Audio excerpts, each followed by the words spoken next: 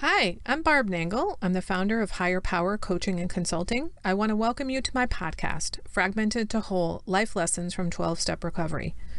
On this podcast, I share my experience, strength, and hope from recovery. I don't support or endorse any particular 12-step recovery fellowship, and I don't claim to speak for any of them either. My hope is that you will find my words helpful in some way, whether you're in recovery or not.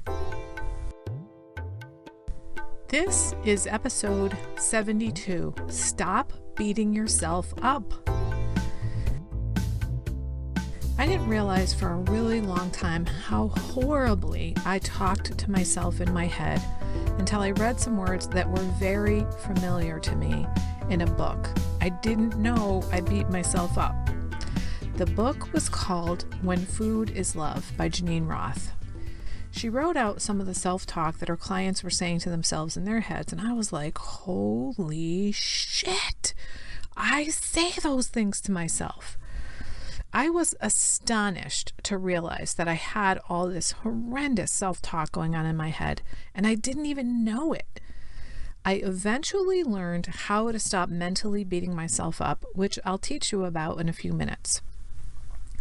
I came out of that whole experience realizing I must have a dual self-image because I never overtly hated myself. I never thought of myself as a piece of shit or anything like that. But the way that I talked to myself was absolutely horrendous.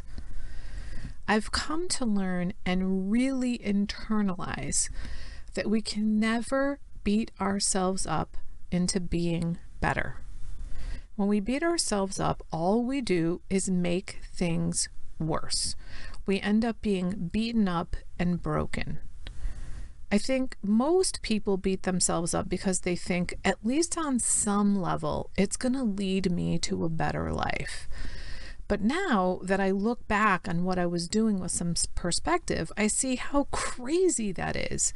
If you're beating yourself up all the time, think about it. What the hell, when the hell has it ever worked? Have you ever beaten yourself into the person you think you should be?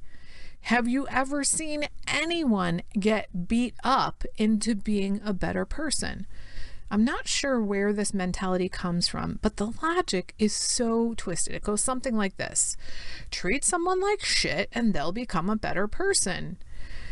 What I've also realized in retrospect is that not only does beating yourself up not help you have a better life, it actually makes your life worse. When you tell yourself constantly what a piece of shit you are, how undeserving you are, or what a fat fuck you are, how worthless you are, or that you aren't enough, or you don't do enough, or will never amount to anything. If you're anything like I was when I used to do that, you end up looking for confirmation for what a piece of shit you are.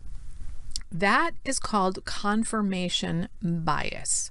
That is, we seek and, of course, we find evidence to support things we already believe. That's why researchers use methods like double-blind methods of research, where neither the researchers nor the subjects know who's getting the experimental treatment and who's not, because even researchers who want to be objective and are trying to be objective simply can't be. That is how strong confirmation bias is in humans.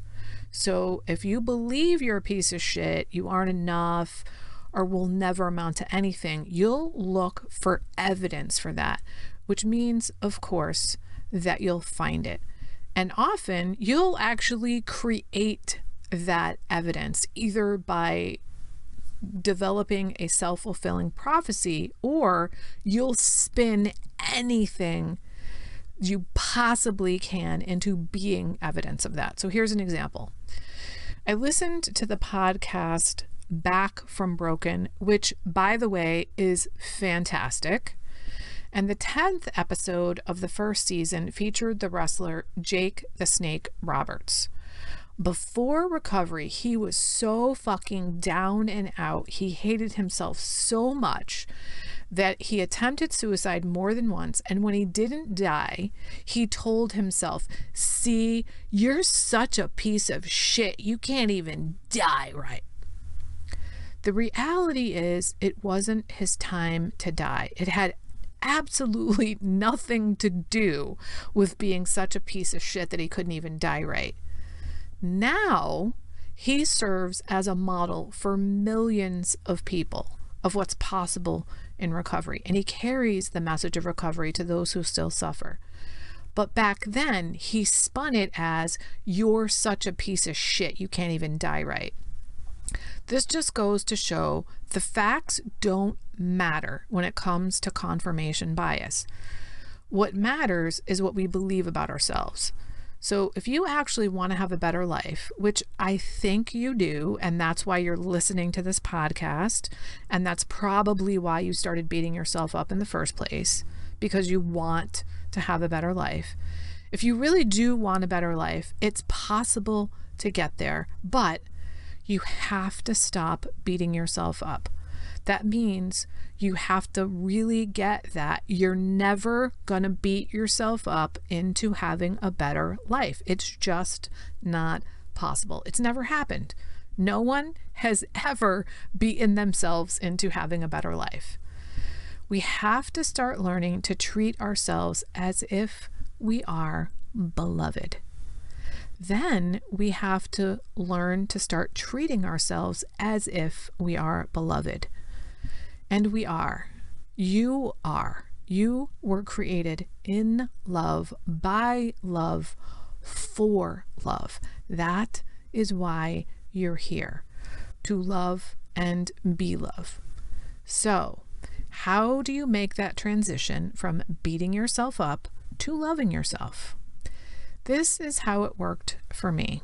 First, you have to identify what the hell is going on in your head. What are the things you're saying to yourself? Second, you have to stop. Stop talking shit to yourself. Stop saying nasty, negative, awful things to yourself. When I started to realize that I was talking to myself so negatively, and I tried thinking about it objectively, I realized I would never talk to another person like that. It just wouldn't happen. And I also realized I wouldn't allow another person to talk to me like that. I probably would have fucking punched someone in the face if they talked to me like that. And I'm not even a violent person. I'm a lover, not a fighter. And thirdly, I wouldn't allow someone to talk to someone else in my presence like that. What the fuck?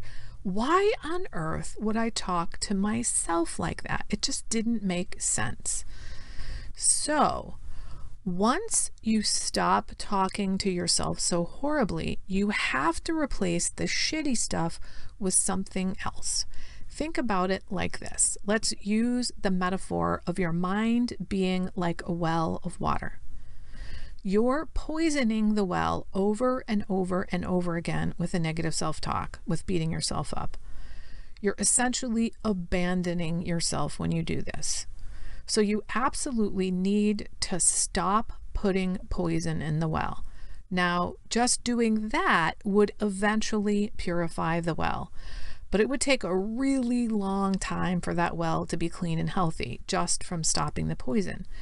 But if you put in some medicine or some antidote to the poison, it's going to purify the well a lot faster. That's why you need to replace the negative, poisonous thoughts with good, loving, kind, medicinal, curative, healing thoughts.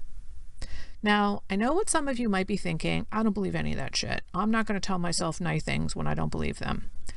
Well, my friend, the reality is you don't actually have to believe them. That doesn't matter. This is where the principle of act as if comes into play. Act as if you are beloved and then treat yourself that way. If you need some help with the act as if principle, try listening to my podcast episode number 25, which is called Act as If. Shocking. That should be able to help you.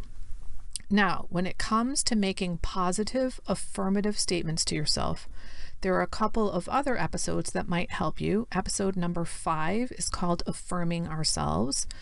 And then there's another episode called Affirmations for Addicts. It doesn't have a number. It's a bonus episode between episodes 31 and 32.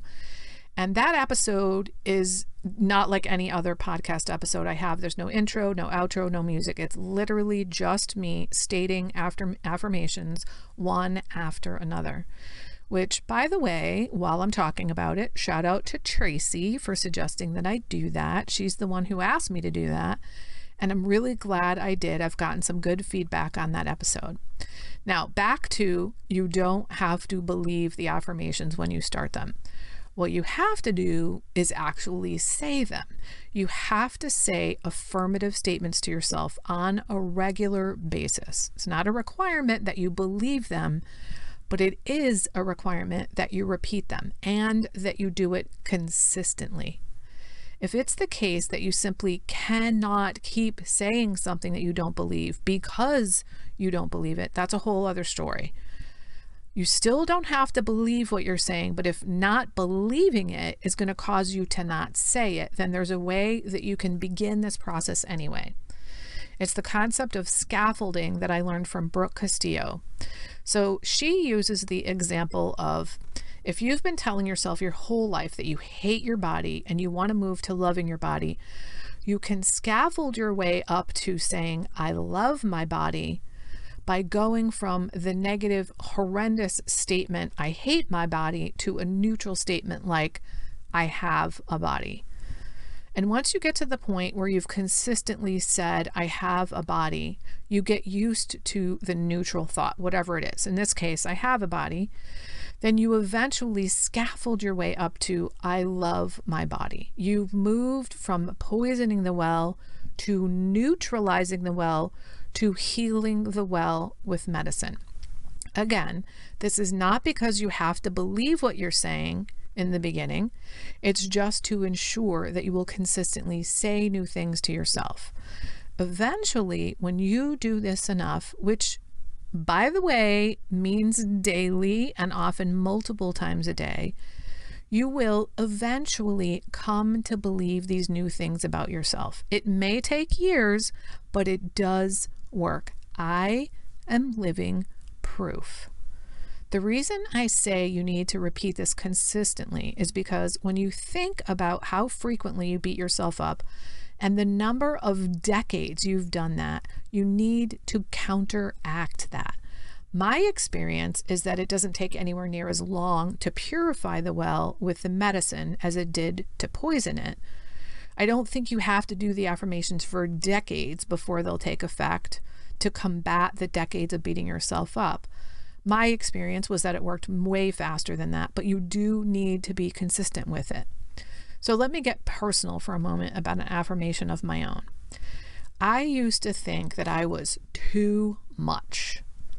This is in contrast to many people who beat themselves up by thinking that they're not enough. So rather than telling myself that I was not enough, I told myself I was too much. Now, the affirmation I use to counteract that is, I am just the right amount of everything. I still say that every day, but now it's just a reminder. It's like taking a vitamin every day. It's preventative. It's no longer curative the way that it was when I first started saying it. I almost never need to say it anymore because it's extremely rare that this issue comes up for me. Those old ideas of being too much are so few and far between now, whereas that was part of my internal dialogue all the time before recovery. So, my friends, here's a recap of how you stop beating yourself up. First, you identify the negative self-talk. Listen to what you're saying to yourself. Then make note of the fact that it's not working. Beating yourself up is not making your life better. It's probably making your life a lot fucking worse, as a matter of fact. In order to stop saying those things, you have to notice that you're saying them, then stop saying them to yourself. and then say something else in its place. Say something positive or at least something neutral. It's going to be different for everybody. It could be things like, I am enough. I do enough. I deserve to be loved. I am loving. I am lovable. I am whole. You decide for yourself what works. If you need some suggestions, then try episode 25 and the bonus episode. You might also like to follow me on Instagram at Higher Power Coaching because I post a lot of affirmative, motivational, and inspiring things on a regular basis. I hope this episode has convinced you that this strategy you're using of beating yourself up is never going to result in a better life. It's just not. And that this episode has given you some tools for how to make changes that actually are going to improve your life. Now, if you know somebody who beats themselves up like this, and you think this episode would be helpful, please forward it to them. We have got to stop poisoning our wells. We all deserve to be loved, especially by ourselves. That's all for today, my friends. Never forget, you are beloved. That's it for today. Please share this episode with anyone who might find it helpful.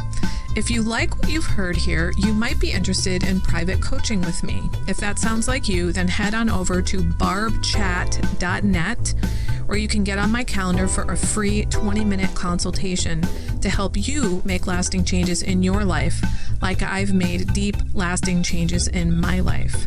My ideal client is someone who is ripe for change, but I'll coach anyone who wants to be happy, joyous, and free.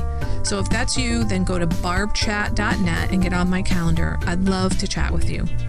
Please like and subscribe to this podcast on your favorite podcast outlet. This helps other people find me. Thanks for listening.